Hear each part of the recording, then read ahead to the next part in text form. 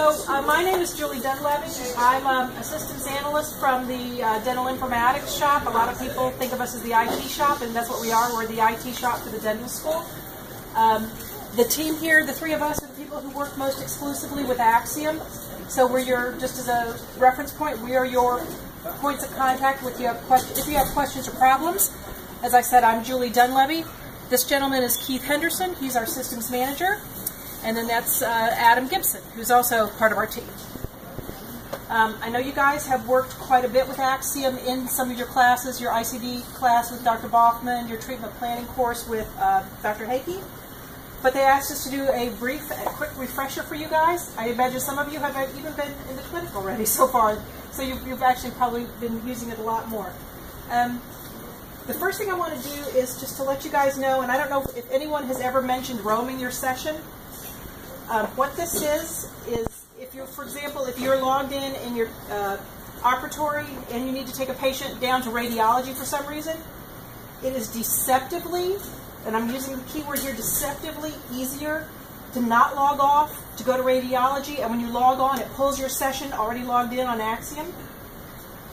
The problem is that there are steps that go in that whole login process, not both the Axiom and the Citrix process, that pull in the right printers and peripheral devices, so sensors for x-rays, swipe card readers at the operatory, prescription printers, signature pads, and you may or may not, and it's a luck of the draw thing, have those devices go with you properly or not if you roam your session. So I know people say, well, it's quicker, I don't have to log off and back on again, that's a pain, but it's at least as much of a pain, if not more, if you call us and say my signature pad isn't working properly. The first thing we're going to do is say, did you roam your session, and if so, log all the way off and all the way back on again. So you're still going to end up having to do it, but you're going to add in that extra time frame of frustration and calling us in the middle. So I'm going to recommend that you not do that because it's one of those running jokes. 90% of the time when someone has an issue with printers, signature pads, any kind of attached device, the first thing we're going to do is say, log all the way off and log all the way back on again. Okay? I've logged in as me, but I'm going to log in now as a student. I'm going to use this as a dummy provider because I've got, as you can see, I've got a lot more icons on my desktop than you guys do on my Axiom desktop.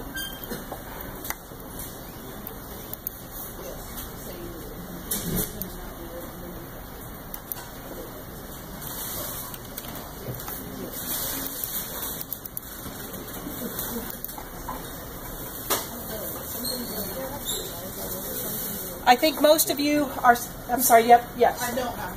Oh, okay. I think most of you are set up so that your default is what it opens with as your scheduler.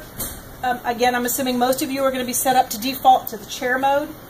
I know it's a plus-minus thing whether you use a chair or a book. The chair mode is very nice from a clinical perspective, and it gives a big overview of what chairs are in use and what chairs are not in use. I know most of you are going to actually, and this dummy student isn't going to have a scheduler, are going to go to your weekly tab and look at your own appointments. You need to keep in mind that there's certain things that, you guys don't have much access to write to your schedule, so it's not as big an impact. You have to make sure you're in chair mode as opposed to book mode if you're going to be doing work where you're adding appointments, which I guess you guys aren't going to be doing. But so just be careful when you switch between chair and book, is what I want to get across to you. Obviously, the first thing you're going to do is look up patients, and I know most of you probably usually use the Rolodex. I just wanted to give you a couple quick tips on the Rolodex.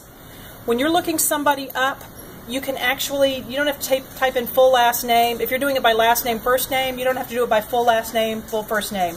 You could do DUN, JUL, and if I were a patient, you'd find me. Once you've found a patient and selected them, you need to make sure that you have, and you want to keep them in your Rolodex overnight, you need to make sure that this checkbox is checked. Any patient without a checkbox is going to get cleaned out in the overnight process. So if you've got a patient you want to keep on your Rolodex for handy access there, make sure that you have the box checked by it. The other way that's very easy for you to look up your assigned patients, so therefore your patient family, is to go to the Personal Planner tab. And then here there's this assigned patients and search. Now, if you've miss somebody, you might change the date here. It usually, the default on this date range is a week prior to today to a week after today.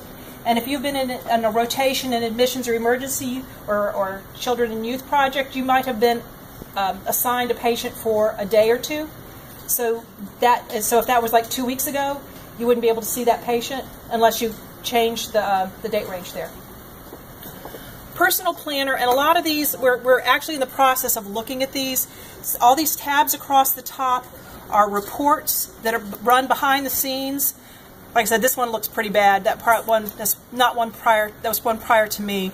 But if we ever need you to have a report that you guys have quick access to, that's a provider-based report, we'll put it in your personal planner, and all you have to do is actually click on it. Now, of course, the main ones that are the ones that come with the system are these lists down here. I guess one thing that you guys may be starting to get involved with now is there's this little thing here is forms. I know your staff members are working with that, with the QA folks, with the billing office in terms of auditing if for some reason there's missing charges, missing notes. So you guys may need to start looking at your own forms. I don't think you can do anything but read them. But if you can always click on this icon right here, and if you have any forms, they'll show up here.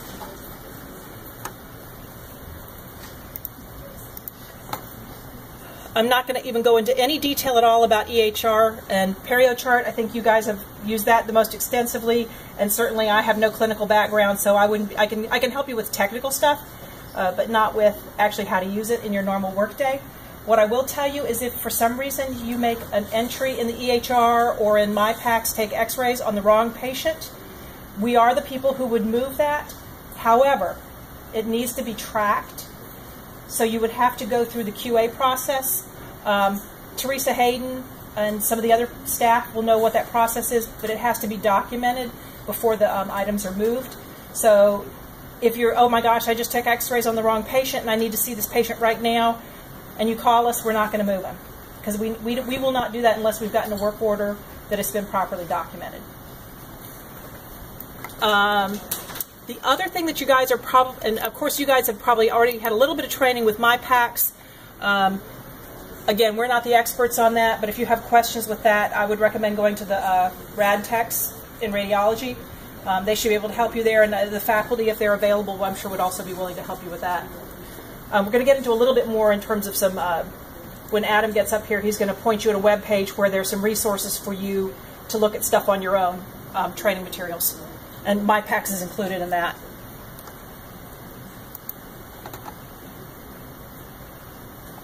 The last thing I wanted to briefly touch on, well, actually two more things. Links, I don't know how many of you are aware, but there are links pre-set up in Axiom so that you can quickly get to certain places. I think the ones you guys are most likely to need is like the CD clinic manual, the fee schedule, and the clinical patient management guidelines, but there are some other things there, an infection control booklet. This is how you would get to us for help requests. This is our web page. So those links are a handy-dandy, quick way to get to places. And then last is the evaluations module. I think you guys are aware that you're now being graded at the end of a procedure by the faculty who's swiping and approving your completed treatment. This is the way you guys would look to see what grades you've received. If you're not there, you know, it's not like I said, some faculty may want to do it in the privacy of their office. They may hold the grade card and enter it later. This is how you need to go to look at historically what you've done and also to look up specific grades. The entire grade is called an evaluation. Again, there's a date range. I think this person hasn't had, this dummy student hasn't had any in a while, and I think it's actually last year, so I'm going to change the date range here. So you guys could change the date range if you wanted to look at the entire semester, your entire career in the clinic or whatever. But so you base it on this date range. The provider is going to default to yourself.